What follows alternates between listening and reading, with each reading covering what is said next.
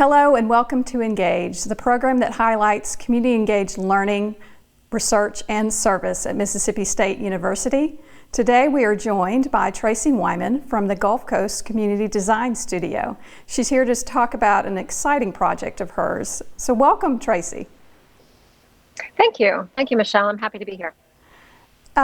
Before we get into your LID Gulf Coast project, I'm wondering if you could share with us what your role here is at MSU, how you came to be part of the Gulf Coast Community Design Studio, and then share with us what you can about LID Gulf Coast. Okay, thank you. I'm a licensed landscape architect, and I'm a graduate of University of Florida, actually, and came to the Mississippi State University's Gulf Coast Community Design Studio in 2015 because of I'm very interested in public interest design and the community-based design process, which is the focus of the design studio. So I've been working there since 2015, and we eventually have been able to take on projects that bring together the environmental sciences and art, and we always integrate our projects with opportunities to engage with the community and to educate, whether it's students or the general public, or in this case, even professionals. So LID Gulf Coast is a project that was funded in 2018 by the Mississippi Department of Environmental Quality. And it was a 2-year project, and we began working with our partners to build an outreach and education program that would educate around what low-impact development is and where it's being utilized, mostly on the coast of Mississippi, but we reached beyond that to find some really good projects, because we really want to see these kind of projects that really impact water quality. We want to see more of them implemented, and more education around low impact development on the Gulf Coast. Mm-hmm. So what have been the benefits of LID Gulf Coast, just for our coastal region, but what have the community benefits, and what have you seen as far as benefits to the studio? Well, the benefits to the community and across the Mississippi Gulf Coast have been a raised awareness of the opportunities to implement low-impact development. The educational materials that we put out, which included a 3-part film series and a story map called LID Gulf Coast. It's a story map, and that story map is chock full of well, first it has the educational background on what low-impact development is and how to implement, how to learn more about it. But then there are nearly 50 case studies that were submitted by professionals all across the Gulf Coast and even into other parts of the U.S. Of examples from New Orleans to Pensacola, and up into even northern Alabama and North Mississippi. So the Mississippi State University's landscape architecture program is currently in the process of submitting a couple of their low-impact development projects to the story map. Okay. Very cool, very cool. So I'm wondering, you talked a little bit about the funding for the project. What other partners have been in the project? Have those partnerships changed, or is there room for new partners to come along? In the previous partnership, we worked with Christian Preuss Landscape Architecture, who was part of the film development and part of the educational process. We worked with West Harrison High School students, who were the students that were part of the educational process and who became part of the film that was made. We worked with Anthony Kendrick of Construction Eco Services, who's a company out of New Orleans that has implemented many low-impact development projects. And then we partnered with over 40 professionals to put together the story map um, based on their implemented projects. So ways to get involved now are to reach out to me, and we can still continue to add um, uh, uh, uh, case studies to that story map. We'd be happy to share the film with whoever would be interested in sharing that information with perhaps their municipality or community leaders. And we're working on writing additional grants to be able to continue this outreach and education project, because what we envision for it is that it'll eventually lead to incentives for municipalities and for developers and designers to work together to create and implement these projects, rather than utilizing the typical conventional stormwater management practices, using these practices that can actually contribute to slowing down stormwater and improving water quality in our natural water bodies. Sure.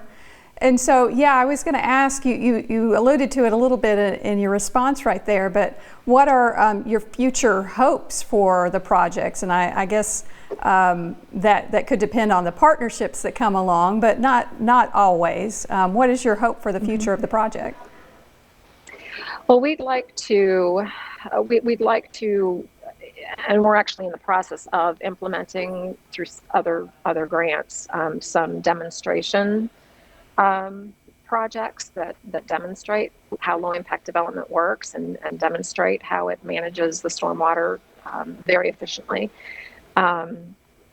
But we, as far as the outreach and education component, we would really like to see municipalities all across the Gulf Coast embrace these principles and incorporate them into their land development ordinances, their municipal codes, at a starter place, at least as incentives for developers, because they do many times they do save money. They do save money, and they do take pressure off existing stormwater systems. So there's a huge benefit to using low impact development. It's just different than what the typical developer is used to using. Mm-hmm. Mm-hmm. And so it's important that those municipalities incorporate allowances for this type of stormwater management in their code, so that it's not difficult for developers and engineers to work together to incorporate these as their cities are growing and building. Mm-hmm. Okay, and we had just a little bit ago talked about if people were interested in partnering, how they would go about doing that. You mentioned getting in touch with you. Mm-hmm. Are there particular needs that the project has in the short term or long term that somebody seeing or consuming this at some point says, "Oh, well, I'm good with this area. I'd really like to reach out." If you have some of that, you can share. I know they should contact you at the Gulf Coast Community Design Studio, but particular needs or? Well, we'd definitely like to grow that case study base in the Gulf Coast region, but even beyond. But we'd definitely like to improve and grow that case study base that's showcased on the LID Gulf Coast story map. But additionally, educational opportunities would be a huge, another need that perhaps the audience can come up with ideas for how we could partner together so that we can be part of that educational process, whether it's with students at Mississippi State or high school students, middle school students on the coast and throughout the state. We have developed a curriculum. We've developed a curriculum both for in-class and virtual learning environments for the middle school and high school levels. But we're also very, very interested in educating at the university level and among the professionals. Great. So any opportunities for that, we would love to hear from you. Okay, great. I think the final question I had, and it's a little bit of a different direction, but in terms of like reaching out and working with communities, what advice do you have for whether it's faculty or staff or others that are working within a university type setting? How to do that well? What have you learned through your work with this project, for example, about ways to be more successful than having to deal with a lot of obstacles? Well, we had really great success working with a couple key professionals, Christian Preuss, the landscape architect I mentioned earlier, and he just walked us through his a project that he had done. He literally led the field trip with the students from West Harrison High School.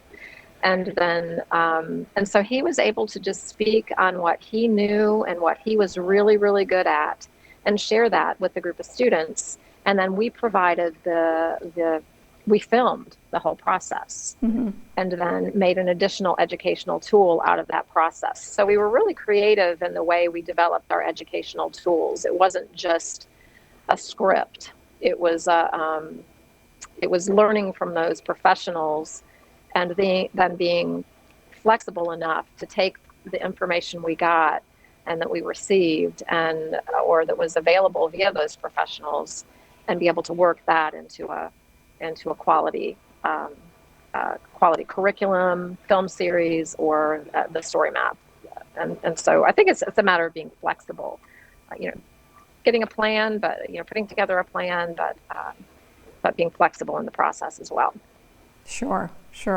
Well, thank you again so much, Tracy, for joining us this morning and talking about LID Gulf Coast. I wanted to share with people that are watching that you can learn more about that through the Center for Community Engaged Learning's website and follow the links that get you to the Gulf Coast Community Design Studio website. So our site is ccel.msstate.edu. LID Gulf Coast did win an award here at Mississippi State this past year for their work, and we wish them much luck and best wishes and continued partnerships as they go forward in that project. Thank you again, Tracy, and thank you all for joining us.